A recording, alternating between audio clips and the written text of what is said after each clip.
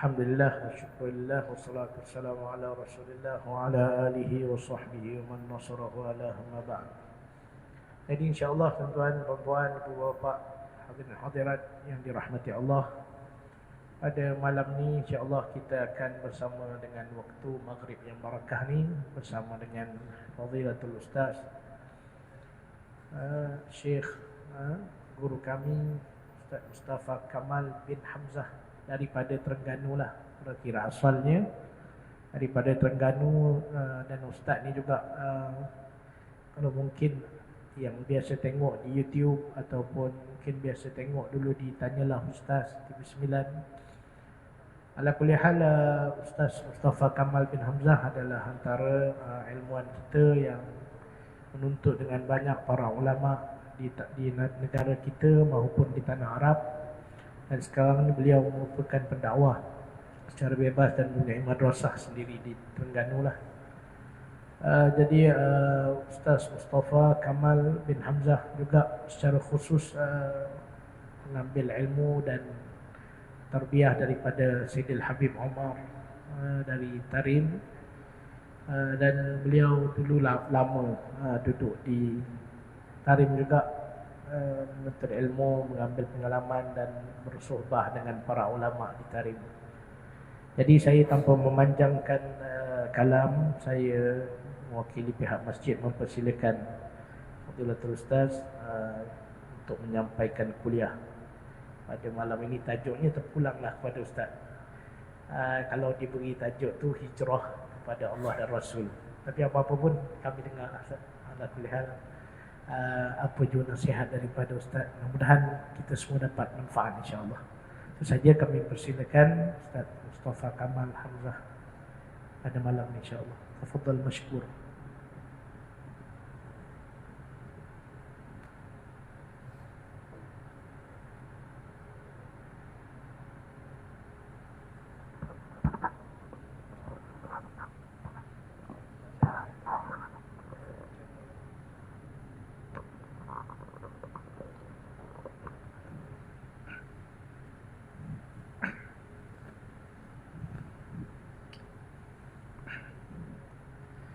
Bismillahirrahmanirrahim. Alhamdulillah Rabbil Alamin. Wassalatu wassalamu ala ashrafil anbiya'i wal mursalin wa ala alihi wa sahbihi ajma'in. Allahumma salli wa sallim ala Sayyidina Muhammad miftahi babi rahmatillah adada ma fi ilmillah salatan wa salaman daimaini bidawami mulkillah wa ala alihi wa sahbihi adada kulli zawratin alfa marrah. Allahumma alimna ma jahilna, Allahumma rizna ilman nafi'an wa zukna fahman tayyibah. Alhamdulillah, segala puja dan puji bagi Allah Subhanahu wa taala.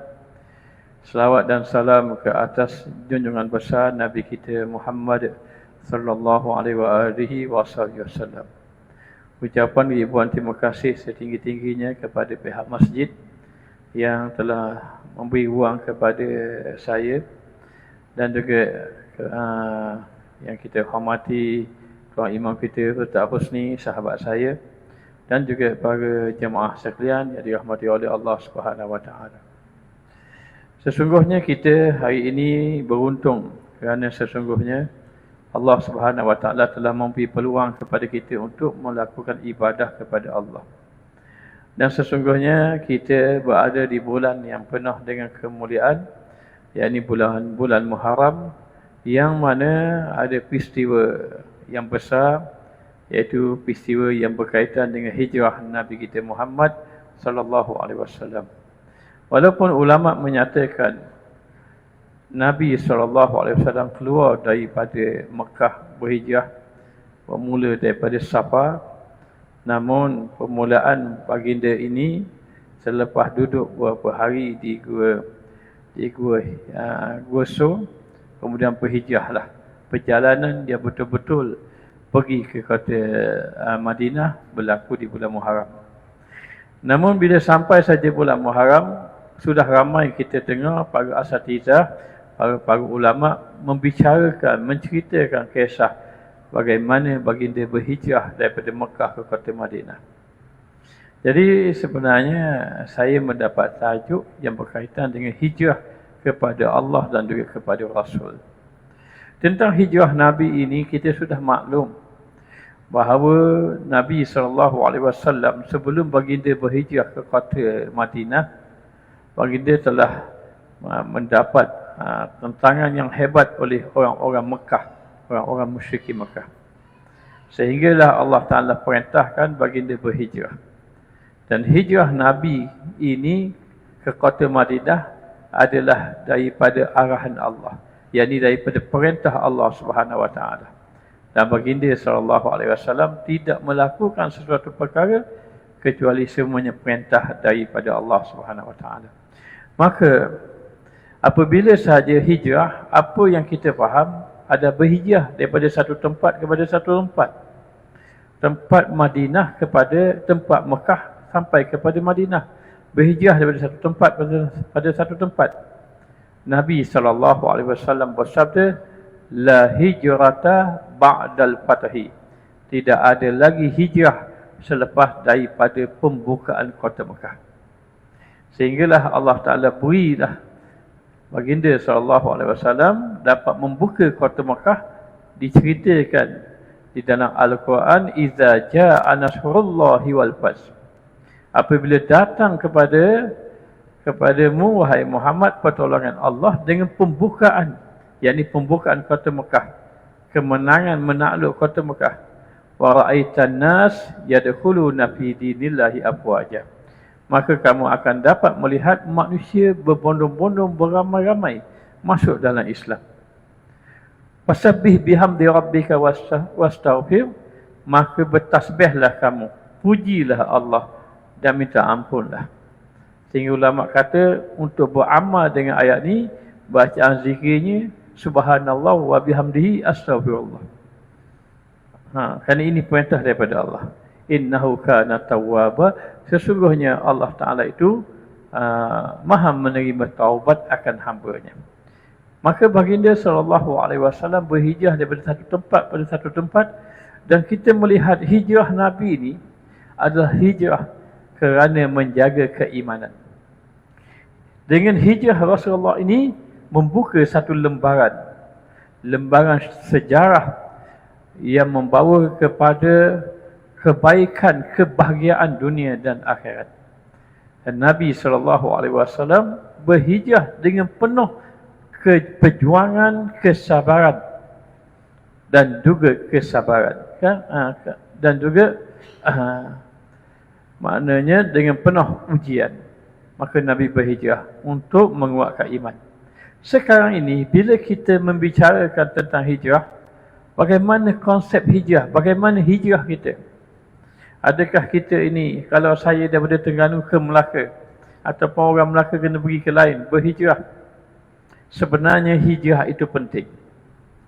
Bahkan seseorang itu mesti berhijrah, tetapi mengikut dalam keadaan-keadaannya. Baik, kita cuba lihat bagaimana Rasulullah dan sahabat berhijrah. Yang pertama, hijrah ini perintah Allah, maka tidak dapat tidak. Maka orang beriman kena ikut perintah Allah, kena berhijrah. Dan pada awalnya Nabi dan para sahabat berhijrah. Sahabat berhijrah ke Habsyah, kemudian balik berhijrah ke kota Madinah. Satu tempat pada satu tempat. Apa kesan daripada hijrah tadi? Iman semakin kuat. Duduk dalam keadaan dulu di Mekah dalam keadaan tertekan, maka di Madinah duduk dalam keamanan. Maka Mekah dalam keadaan ada sahabat yang penuh dengan penyiksaan, tetapi bila sahabat pergi ke kota Madinah, mereka dapat duduk dalam keadaan aman. Maka ketika mana para sahabat berhijrah, dengan berhijrah itulah para sahabat dapat menguatkan iman, dapat menjaga keimanan, dapat melakukan amal ibadah kepada Allah. Ini bererti mesti kita kena ada hijrah untuk mendapat kebaikan. Dan bila sebuah hijrah, kita bukan lagi bermakna daripada satu tempat kepada satu tempat. Maka hijrah itu ada dua. Satu, berhijrah dari segi tubuh badan zahir, jasad kita, satu lagi berhijrah dari segi sudut hati. Hijrah hati. Walaupun kita duduk di mana-mana, bagaimana hati kita dengan Allah Subhanahu Wa Taala. Maka sahabat pun berhijrah. Bila sahabat berhijrah ke kota Madinah, apa yang kita dapat lihat? Baik. Nabi dan para sahabat sampai di kota Madinah, sampai ke Madinah, Nabi singgah di Quba. Nabi membina masjid, Masjid Quba. Dan di Quba itu Nabi dan para sahabat sembahyang berjamaah. Sedangkan sembahyang berjamaah itu sepatutnya dilakukan di Mekah. Kerana apa? Kerana turunnya sembahyang itu, peristiwa Isra Mi'raj itu Mekah. Dan bila turun peristiwa Isra Mi'raj Mekah, difardukan sembahyang itu perlu berjamaah. Baginda tidak suruh wahai orang kampung mayanglah seorang-seorang, tidak, mayang berjamaah. Dan baginda juga bersabda, salatul jama'ati afdalu min salatil fardhi bi-sab'i wa 20 darajah. Sembahyang berjamaah itu lebih afdal daripada sembahyang seorang diri 27 darajat. Ada riwayat wa khamsatu wa 20, ada riwayat wa tis'a wa 20, 29, ada 25, ada. Nak beritahu gandaan pahala. Dan ketika mana Nabi dan para sahabat, Nabi dan para sahabat itu tidak boleh sembahyang berjamaah. Kenapa? Kerana penekanan yang begitu kuat. Ibnu Abbas membaca Quran di hadapan Kaabah dipukul sampai pingsan. Ibnu Mas'ud dipukul sampai pingsan. Macam mana nak sembahyang berjamaah? Itu pun sahabat, bila Ibnu Rabah kena azab, keluarga Ammar bin Yasir ada yang terbunuh. Nak sembahyang berjamaah macam mana ketika itu? Dengan dalam keadaan kuat. Maka berlakulah hijrah. Bila berlaku hijrah sampai ke kota Quba, lalu sembahyang berjamaah. Maka sembahyang jemaah dilakukan di kota Madinah, walaupun ayat ataupun perintah sembahyang itu di kota Mekah, peristiwa Isra Mi'raj itu yang dipadukan sembahyang. Tapi pelaksanaan di kota Madinah. Kemudian ketika mana Nabi duduk di Quba, perjalanan pergi ke Madinatul Munawwarah, singgah di satu tempat sembahyang Jumaat. Dan itu juga Jumaat yang pertama. Dan sembahyang Jumaat juga sepatutnya dilakukan di Mekah. Kerana ayat ataupun perintah sembahyang itu, peristiwa Isra Mi'raj itu di Mekah. Tapi oleh kerana tak boleh nak laksanakan dengan sebab tekanan, penyiksaan terhadap para sahabat, maka dilaksanakan sembahyang Jumaat di Madinah. Kemudian Nabi duduk di kota Madinah. Dan di kota Madinah itu menjadi kota ilmu. Sampai di kota Madinah, maka dibinanya Masjid Nabawi. Disitulah berlakunya sembahyang Jumaat, sembahyang jamaah, sembahyang Jumaat, majlis-majlis ilmu. Dan juga disitulah berlakunya bagaimana baginda mendidik para sahabat, mengajar, mendidik cara bagaimana perhubungan di antara satu sama lain. Di situ berlaku di Masjid Nabawi. Maka di sini kita kena memahami bahawa dengan perjalanan hijrah ini adalah perjalanan seseorang itu melakukan perubahan. Hijrah bermakna perubahan dan hijrah juga bermakna meninggalkan sesuatu. Apa maksudnya? Maka berlakulah perubahan. Kalau kita dalam kehidupan kita, kita kena ada perubahan. Dan perubahan itu merupakan hijrah. Apakah yang dikatakan hijrah? Al-muhajir, orang yang berhijrah itu adalah man hajara ma naha anhu. Orang yang berhijrah itu adalah orang yang meninggalkan apa yang dilarang oleh Allah. Daripada para sahabat nak belajar tak boleh, maka perlu hijrah untuk belajar. Begitulah juga kita perlu juga hijrah. Maka dengan hijrahlah orang kadang-kadang pergi ke luar negara ambil ilmu, mencari ulama. Itu satu perjalanan hijrah. Maka berhijrah, ada yang pergi ke Mesir, ada yang pergi ke Yaman untuk mengambil ilmu. Itu salah satu jalan hijrah. Dengan hijrah itu, jadilah kita berhijrah daripada jahil kepada ilmu. Maka bagaimana kita yang duduk dalam keadaan duduk di kampung kita juga kena hijrah. Kalau Nabi dan para sahabat berhijrah daripada satu tempat kepada satu tempat, daripada kota Mekah ke kota Madinah, kita juga berhijrah daripada satu majlis ilmu kepada satu majlis ilmu. Kepada rumah kita pergi ke masjid. Bahkan Nabi SAW bersabda, "Man salaka tariqan yaltamisu fihi ilman, sahhalallahu lahu bihi tariqan ila jannah." Barang siapa yang berjalan, salaka ni berjalan. Barang siapa yang berjalan untuk mencari ilmu Allah Subhanahu wa taala, maka Allah Subhanahu wa taala mempermudahkan perjalanannya untuk masuk ke dalam syurga Allah. Maka tengok apa yang berlaku kepada mereka yang tidak berhijrah. Para jamaah, kita selalu mendengar kisah sahabat berhijrah. Saya nak tanya para jamaah, pernahkah kita mendengar orang menceritakan ada para sahabat yang tidak pergi hijrah? Adakah tidak ada? Adakah para sahabat yang tidak pergi hijrah? Ketika mana sahabat Nabi berhijrah, dia tak pergi hijrah. Ini diceritakan di dalam suratul Ma'idah. Mengesahkan alladzina tatawaffahumul malaikatu zalimi anfusihim. Ketika mana Allah Ta'ala perintahkan malaikat mewafatkan mereka dalam keadaan mereka itu menzalimi diri mereka sendiri. Qalu fima kuntum, maka kata para malaikat kepada mereka, qalu fima kuntum, apakah yang kena pada kamu, apakah yang berlaku kepada kamu? Qalu, mereka menjawab, mereka yang diwafatkan oleh Allah melalui malaikat, qalu kunna mustad'afina fil ardh, kami adalah golongan yang lemah di atas muka dunia. Qalu alam takun ardullahi wasi'ah fatuhajiru fiha, maka malaikat pun berkata, tidakkah bumi Allah Ta'ala ini luas, kenapa kamu tidak berhijrah?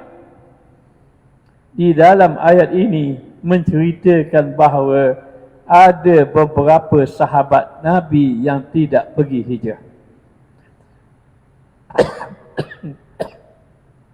Mungkin selama ini kita dengar kisah-kisah bahawa sahabat pergi hijrah.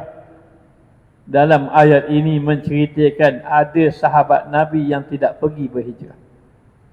Mereka tidak pergi berhijrah. Ketika mana mereka diwafatkan, alladzina tawaffahumul malaikatu, ketika mana malaikat mewafatkan mereka dalam keadaan zalimi anfusihim, mereka menzalimi diri mereka. Qalu, kata malaikat kepada mereka yang diwafatkan itu, qalu fima kuntum, kenapa berlaku pada kamu begini? Yakni ketika mana sahabat-sahabat lain yang mengikut perintah Allah, mengikut kata Nabi, maka ada sahabat yang tidak pergi berhijrah. Maka ketika mana mereka tidak pergi berhijrah, mereka duduk di Mekah, mereka sembunyikan Islam mereka. Disembunyikan Islam mereka. Mereka menyangka selamat, tak apalah, tak ikut kata Allah, tak ikut kata Rasul, kita tetap beriman. Duduk di Mekah, sembunyikan keimanan. Ketika mana sampai masa Nabi dan para sahabat duduk di kota Madinah, dan ketika mana Nabi dan para sahabat duduk di kota Madinah, berlaku peperangan demi peperangan. Peperangan itu ketika mana? Ketika Nabi berada di Madinah. Maka berlakulah peperangan Badar, berlaku peperangan Uhud, peperangan Khandaq dan pelbagai-bagai peperangan. Dan mereka yang berada di kota Mekah, sampai satu ketika dalam peperangan Ahzab, maka orang-orang Mekah kerah semuanya yang ada di Mekah pergi berperang. Lalu dia yang tak pergi berhijrah itu duduk di Mekah, dia dah jadi serba salah. Kalau aku tak pergi berperang, maka dia pasti akan dibunuh ataupun dihukum. Tapi kalau pergi berperang, aku akan bunuh Muhammad dan sahabat Muhammad. Sedangkan beriman.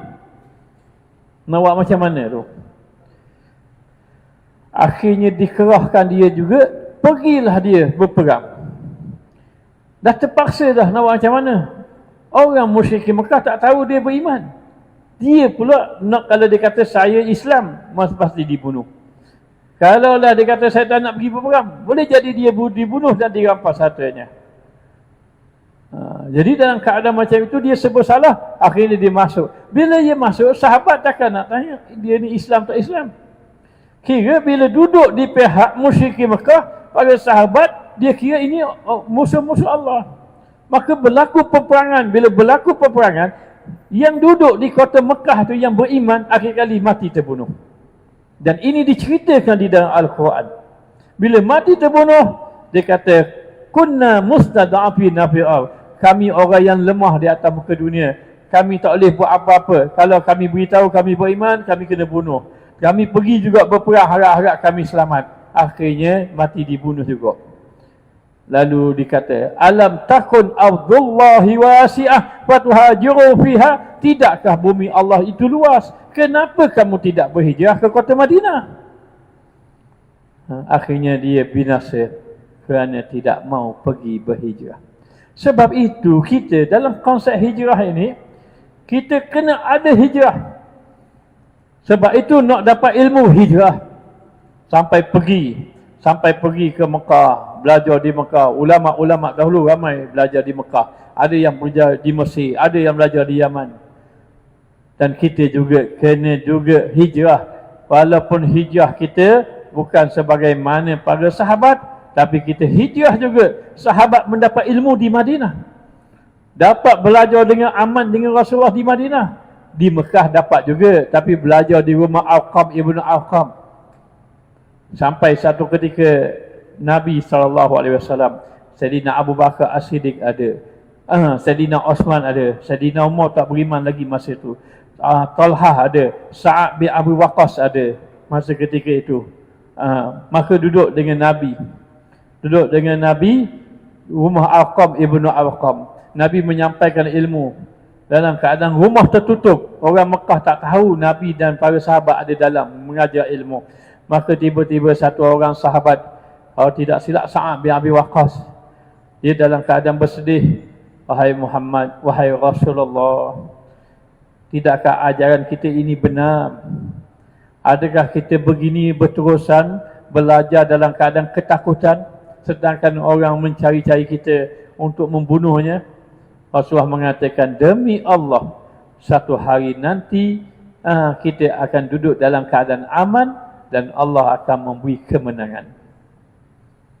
Maknanya di Mekah ilmu itu ada. Rasulullah menyampaikan ilmu di mana? Di rumah Arqam ibnu Abi Arqam. Tetapi dalam keadaan tertutup, tetapi bila berkembangnya ilmu di kota Madinah. Bermakna hijrah ini akan membawa kepada satu, dia panggil lonjakan paradigma, ataupun dikatakan satu perubahan yang begitu ketara. Di antaranya kedekatan kita dengan Allah Ta'ala. Maka para sahabat belajar di kota Madinah. Maka demikian kita keluar daripada rumah, dah dikira hijrah. Tapi ingat, kerana Allah. Pergi belajar kerana Allah. Kita keluar daripada rumah, untuk apa kita pergi ke masjid? Kita pergi masjid sudah merupakan hijrah. Kerana makna asal hijrah dari segi bahasa hijrah, iaitu perpindahan daripada satu tempat kepada satu tempat. Daripada rumah ke masjid. Akhir hijrahlah dari segi luar, dari segi bahasa. Maka hijrahlah kita daripada rumah pergi ke masjid. Bila pergi ke masjid, kita berjalan ke masjid. Tapi Nabi bersabda, sahalallahu lahu bihi tariqan ila jannah. Nanti Allah Ta'ala mempermudahkan perjalanan kamu ke syurga. Begitulah sahabat, susah mereka dah sampai ke Madinah, Allah Ta'ala akan permudahkan mereka itu untuk masuk dalam syurga Allah. Maka para sahabat, dia belajar ilmu di kota Madinah. Dan orang-orang Mekah, kalau tak pergi belajar, duduk dengan ibunya saja, tak pergi belajar, dia panggil orang yang duduk dengan ibu. Ibu bermakna ummu ibu. Dinisbahkan kepada ibunya jadi ummi. Ummi bermakna apa? Orang yang tak pandai membaca dan menulis. Kenapa? Kerana dia duduk dengan mak dia, tak mau pergi belajar. Begitu. Jadi ummi.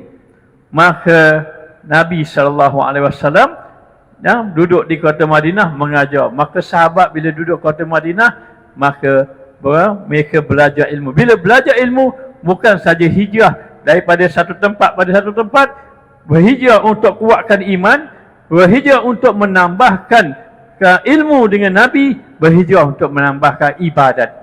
Yang dulu tak boleh ibadat dengan sempurna, akhir sekali boleh beribadat di kota Madinah dalam keadaan yang lebih sempurna lagi. Maka tidak perlunya kita ada hijrah. Keluarlah daripada rumah setiap hari. Niatkan bagaikan kita berhijrah. Hanya hijrah kita walaupun tempat yang dekat, rumah ke masjid. Ingat, sebagaimana para sahabat ketika mana mereka berhijrah, maka setiap langkah mereka dikira ibadat. Setiap langkah mereka dinaikkan darjat. Maka demikianlah orang-orang yang keluar daripada rumah dan sudah ada wuduk, pergi ke masjid. Orang yang ada wuduk, sudah menyucikan diri, lalu dia pergi ke masjid. Bila pergi ke masjid, kemudian dia pun duduk di masjid, sembahyang sunat dan melakukan amal ibadat. Setiap perjalanan itu dinaikkan darjat. Setiap langkah dinaikkan darjat. Dihapuskan dosa oleh Allah Ta'ala. Bila duduk di dalam masjid, dalam keadaan kita sembahyang berjemaah, dalam keadaan kita menuntut ilmu, semuanya Allah Ta'ala akan beri kebaikan. Nazala alaihimus sakinah wa ghasyiyatuhumur rahmah wa hufathumul malaikah wa zakarahumullah fi man indah. Ada 4 yang kita dapat duduk masjid. Antaranya, hati akan jadi tenang. Macam sahabat duduk Madinah tenang saja sebab sudah berhijrah. Maka demikianlah kita duduk di masjid akan dapat ketenangan. Allah cabut segala kesusahan. Kemudian Allah Ta'ala beri rahmat. Orang ini berdosa, tapi pergi masjid hapus habis dosa. Sehingga disebut dalam hadis, ada orang yang pergi ke masjid, duduk dalam majlis ilmu. Lalulah malaikat tanya Allah. Allah Ta'ala kata, mereka yang ada dalam masjid, semua aku hapuskan dosa mereka. Lalu kata malaikat, ada seorang pendosa. Dia pergi ke masjid. Dia bukan niat macam orang lain. Orang lain niat belajar, niat ibadat. Dia niat kerana cari orang rehat sekejap. Ataupun niat-niat yang lain. Allah Ta'ala kata, qad ghafartu lahum, aku ampunkan belaka dia. Lagi mana dia duduk di tempat yang baik, aku ampunkan dia. Maka demikian. Maka apakah hijrah yang kita perlu lakukan? Saya letak 4. Yang pertama, hijrah kita daripada kita lalai kepada kita ingat kepada Allah. Hati kita yang banyak lalai, kita kena hijrah. Daripada hati kita lalai kepada hati ingat kepada Allah. Macam mana nak jadi ingat pada Allah? Duduk dengan orang-orang yang senantiasa ingat kepada Allah. Duduk di tempat yang kita duduk di tempat itu, kita tak fikir nak buat maksiat. Ada kita duduk masjid, kita fikir lepas ni nak minum arak rasa tak. Duduk di tempat-tempat yang mendekatkan kita kepada Allah Subhanahu Wa Taala. Yang kedua, hijrahlah kita kerana Allah. Hijrah daripada kita duduk dalam keadaan jahil, duduk dalam keadaan ilmu. Maknanya daripada kita jauh dengan majlis ilmu, kalau kita jauh dari ilmu, duduk kita dalam keadaan jahil, maka kita duduk masuk dalam majlis ilmu, moga-moga dapat ilmu. Jahil ini bagus. Kenapa? Jahil yang macam mana bagus? Jahil yang dia rasa dia jahil, dia nak belajar, itu bagus. Jahil macam ini bagus. Dan kita jahil belaka. Jangan kata kita alim, tidak. Kita jahil belaka. Dan kita, bila kita tahu kita jahil, kita nak belajar. Maka itu hijrah.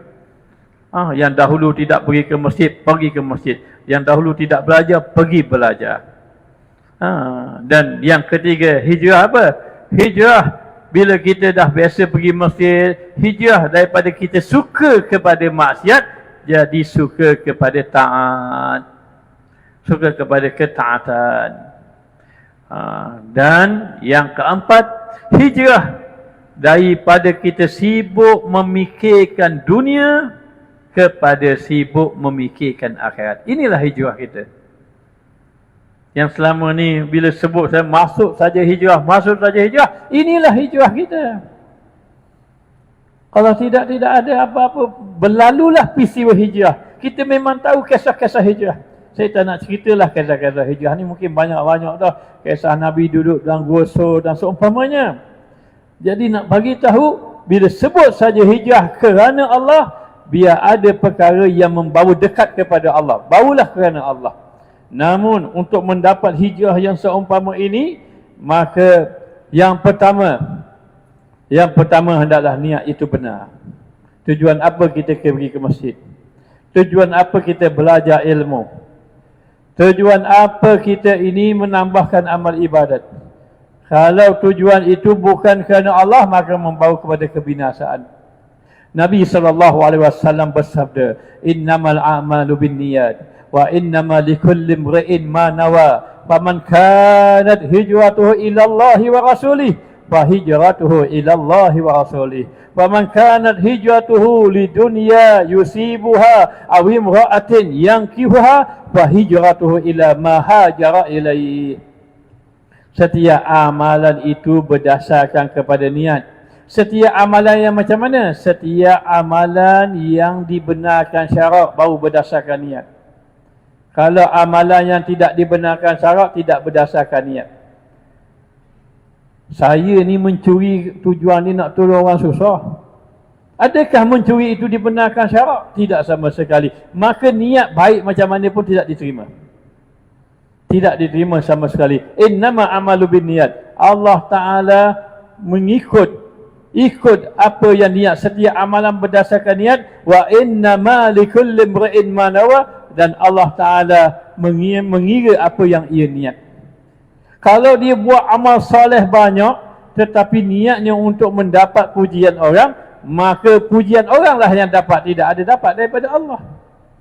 Sebagaimana yang disebutkan di dalam hadis, ada orang itu dia ini berjihad kerana Allah, orang ini infak kerana Allah, orang ini mengajar ilmu kerana Allah. Allah Ta'ala kata kepada tiga-tiga, kazzabta, kamu berdusta.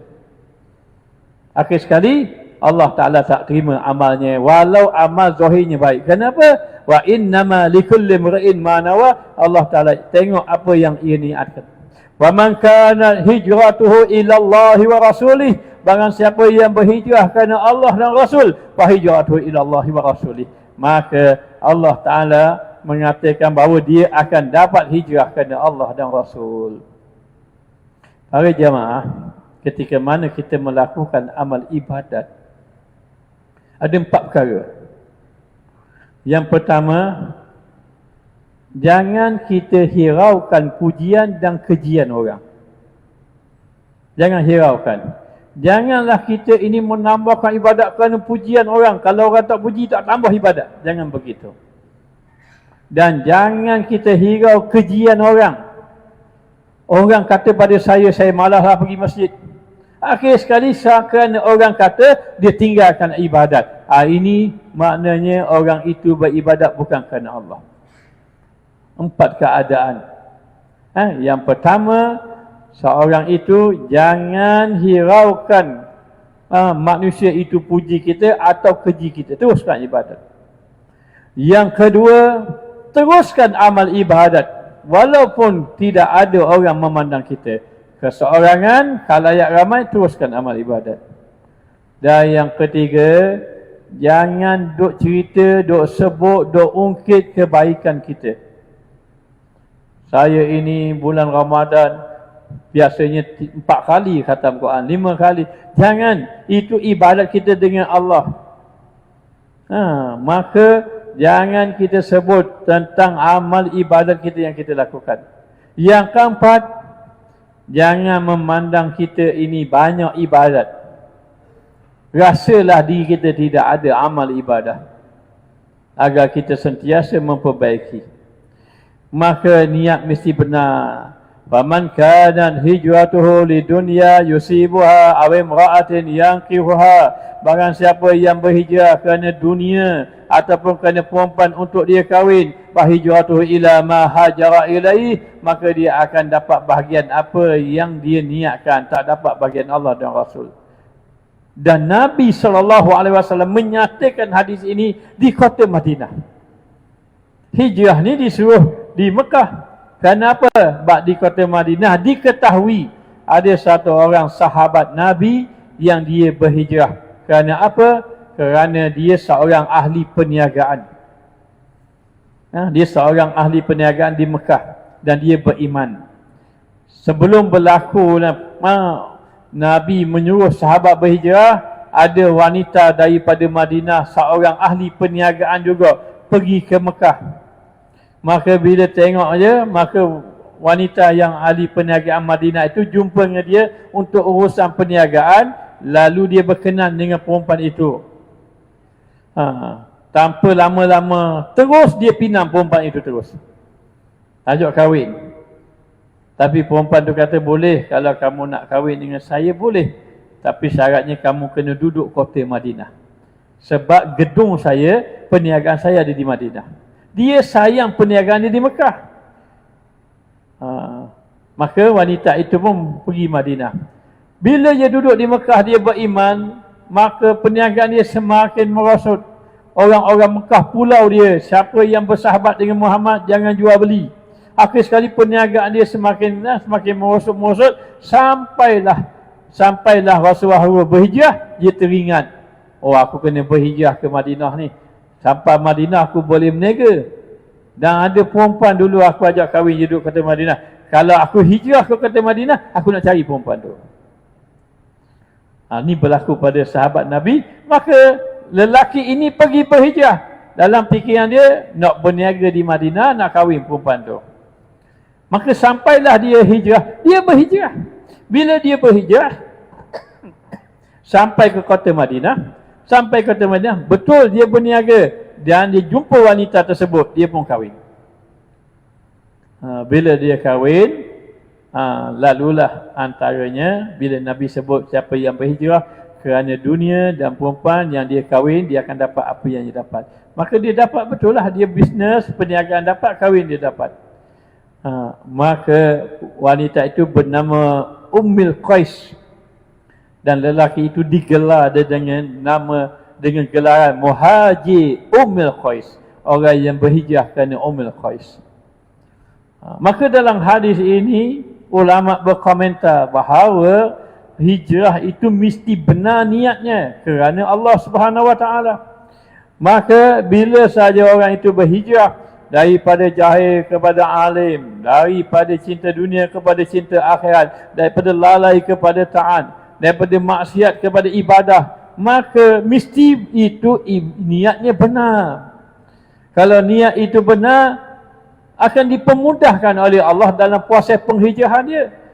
Bahkan kita semua memang kena berhijrah kerana kedudukan kita lalai, jahil, kemudian kita ini maksiat, kita ini banyak cinta kepada dunia, maka perlu hijrah.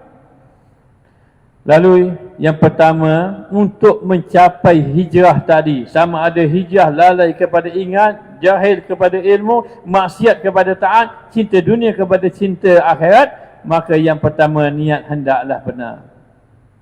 Yang kedua, selepas benar niat tadi, maka yang kedua, hendaklah bersungguh-sungguh.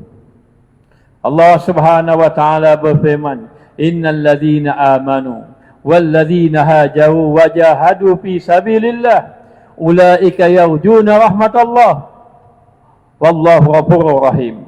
Maka sesungguhnya orang-orang yang beriman, kemudian dia berhijrah, kemudian dia bersungguh-sungguh pada jalan Allah Ta'ala, mereka itu orang yang mengharapkan rahmat Allah. Sesungguhnya Allah Ta'ala itu maha pengampun lagi maha menyayangi. Dalam ayat yang lain Allah Ta'ala berfirman, wallazina jahadu fina lanahdiyannahum subulana. Sesungguhnya mereka yang bersungguh-sungguh berjalan kepada Allah Ta'ala, Allah Ta'ala akan tunjuk jalannya. Maka bersungguh-sungguh. Selepas niat itu benar, maka bersungguh-sungguh. Baru berlaku hijrah. Baru berlaku hijrah. Pernah dengar kisah Sa'ad ibnu Mu'az. Sa'ad ibnu Mu'az ini, peringkat awal dia tidak beriman. Masa dia tidak beriman, dia duduk dengan orang-orang musyrikin Mekah memerangi Nabi. Sahabat-sahabat dia seorang demi seorang masuk Islam, tapi dia dengan pendirian dia. Sampai satu ketika Allah Subhanahu wa taala memberi hidayat kepadanya, maka dia beriman, dia menjadi sahabat yang mulia. Maka Sa'ad ibnu Mu'az bila dia masuk Islam, dia beriman, dia rasa menyesal. Kenapa aku baru masuk Islam? Sepatutnya dulu lagi aku beriman. Kenapa aku sempat memerangi Rasulullah? Maka bila dia masuk Islam, Allah beri hidayat kepada dia, dia merasa penyesalan yang bersangatan. Dan dia rasa malu, Allah, kenapa aku duduk perang Muhammad? Kenapa aku memerangi Rasulullah? Maka dia rasa bersalah kerana dia sempat memerangi Rasulullah. Dan dia juga bersyukur kerana Allah Ta'ala beri keimanan kepada dia.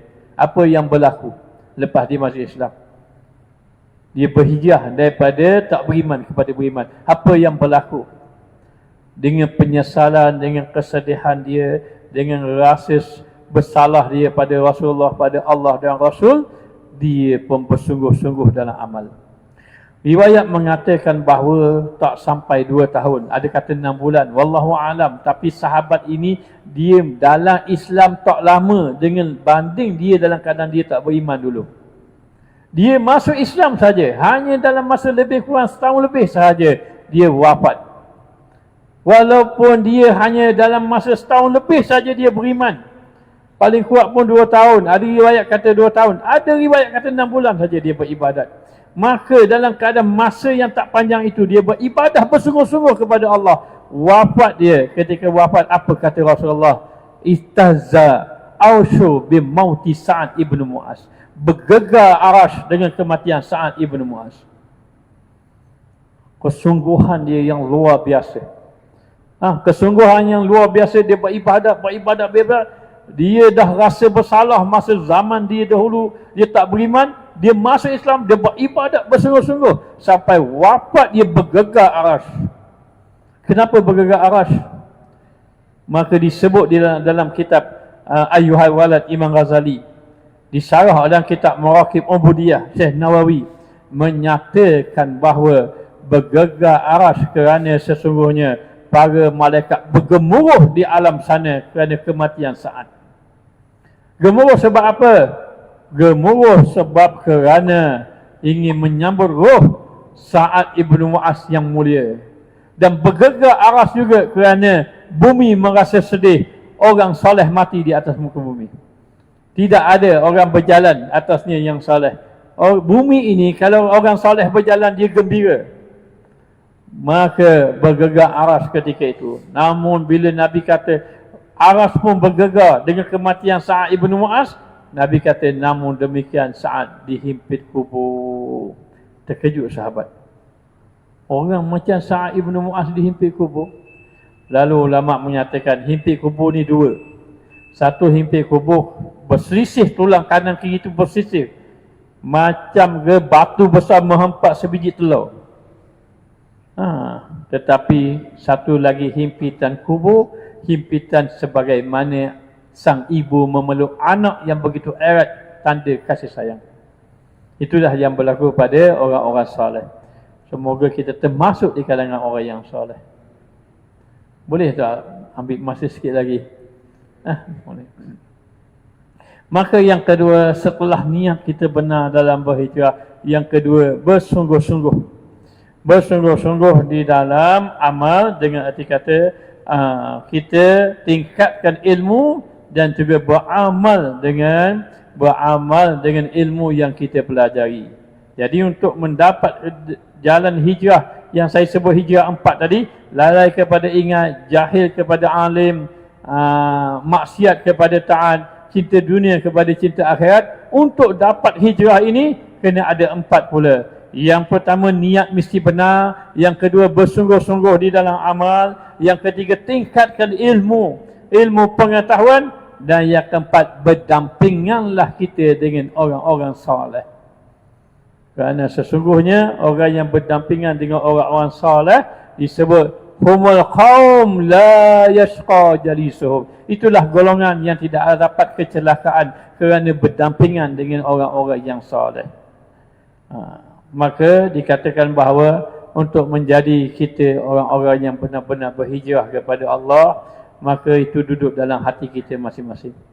Hati kita dengan niat yang benar, maka orang itu tidak dikira hijrah. Ingat, orang itu tidak dikira hijrah seandainya dia tidak meninggalkan kawan yang melalaikan ia kepada Allah. Dia tidak dikira hijrah.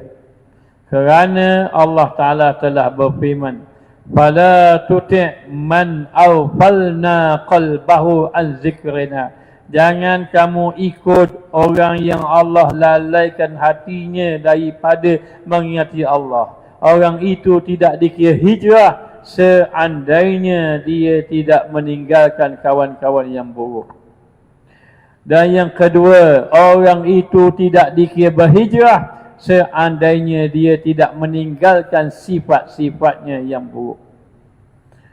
Kalau dahulu dia bercakap kasar, kena bercakap dalam keadaan lemah lembut. Sayyidina Umar Al-Khattab orang yang tegas digeruni. Tapi lepas dia Islam, jangan salah faham. Lepas dia Islam, Sayyidina Umar Al-Khattab ni orang yang lembut. Hanya dia tegas dalam beberapa perkara, tapi dia tetap lembut. Dan tidaklah maknanya tidak orang itu dikira benar-benar hijrah kepada Allah Subhanahu wa taala seandainya dia tidak menambahkan ilmu agama.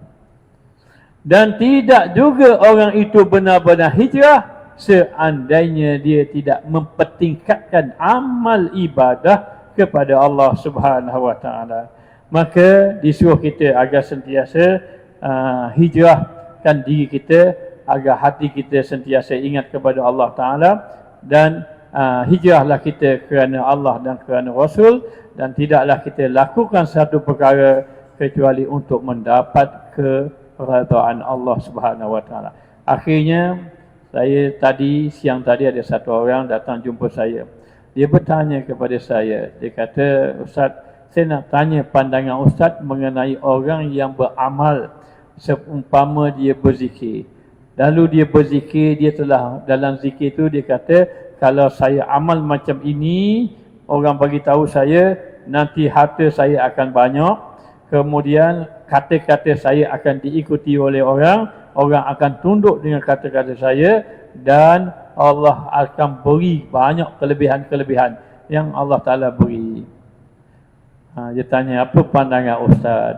Saya berkata kepadanya, dalam kita melakukan amal ibadah kepada Allah, apa-apa fadilat yang kita dapat, apa-apa fadilat yang diberitahu, itu bukan keutamaan. Keutamaan adalah Allah dan Rasul. Keutamaan kita adalah redha Allah. Keutamaan kita adalah mendekatkan diri kepada Allah dengan jalan zikir sebagai contoh. Kena ingat, kita dalam beribadat ada dua perkara kita kena ingat. Satu, matlamat kita dalam beribadat. Yang kedua, pemberian daripada Allah. Utamakan matlamat, pemberian, serah kepada Allah. Hijrahkan hati kita. Hijrahkan niat kita. Hijrahkan apa yang kita perlu lakukan untuk mendekatkan diri pada Allah. Semoga Allah Ta'ala meredai kita. Jadi sekadar ini sajalah yang dapat disampaikan. Minta maaflah saya ambil masa panjang sikit. Rasa padang kalau saya mari jauh-jauh daripada Terengganu. Jadi ambil masa panjang sikit sahaja. Dan saya rasa gembira dengan para jemaah. Semoga Allah Ta'ala beri kebaikan kepada kita semua. Semoga Allah Ta'ala terima amal ibadat kita. Tidaklah Allah wafatkan kita kecuali dikurniakan taubat nasuha, dikurniakan husnul khatimah. Allahumma ya Allah, habib ilaina al-iman wa zayyinhu fi qulubina wa karrih ilaina al-fusuq wal isyan waj'alna minal rasyidin. Allahumma innaka ta'lamu anna hadhihi al-qulub qad ijtama'at ala mahabbatik wa taqat ala ta'atik wa tawahhadat ala da'watik wa ta'ahadat ala nusrati syari'atik wa wasikillahumma rabitataha wa addim wuddaha wahdiha subulaha wamlaha binurika alladhi la yakbu washrah suduraha bi faidil imani bik wa jamilit tawakkuli alaih wahyiha bi ma'rifatik wa amidha ala syahadati fi sabilik innaka ni'mal maula wa ni'man nasir. Allahumma inna nas'aluka taubatan nasuha wa dawamaha wa na'udzubika minal ma'siyati wa asbabiha wa zakkirna bil khawfi qabla hujumi khataratiha wa minat tafakkuri fi taraikiha wa amhu min qulubina halawatan majtaninahu wa tam'u lima huwa bididdiha. Allahumma ahrimna lazzata ma'siyatika wa zukna lazzata ta'atika. Rabbana atina fid dunya hasanah wa fil akhirati hasanah wa qina adzabannar. Wa sallallahu ala sayidina Muhammad wa ala alihi wa sahbihi wasallam. Alhamdulillah rabbil alamin.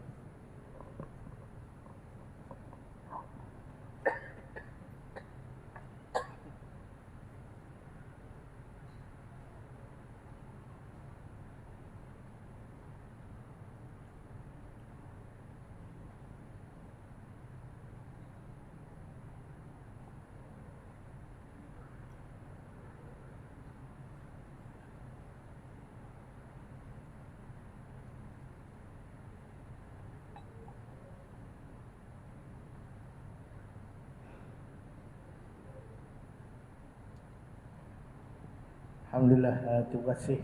Jazakumullah khairan katsiran kepada Ustaz kita, Ustaz Mustafa Kamal bin Hamzah atas ceramah berkenaan tentang hijrah tadi yang kita dengar, dan banyak fawaid, banyak nasihat yang kita dapat peroleh. Mudah-mudahan kita sentiasa jadi orang yang berhijrah kepada Allah dan Rasul dalam mencari keridhaan Allah Subhanahu wa taala. Itu saja Ustaz, mudah-mudahan ada rezeki waktu yang lain kita bertemu lagi dalam kuliah atau ceramah atau nasihat, insya-Allah bersama dengan Fadilatul Ustaz. Terima kasih dari kami pihak masjid. InsyaAllah ada rezeki lagi, Ustaz jangan segan, jangan malu, jangan tolak permintaan kami untuk bersama-sama, insyaAllah. Saja, terima kasih Ustaz. Assalamualaikum warahmatullahi wabarakatuh.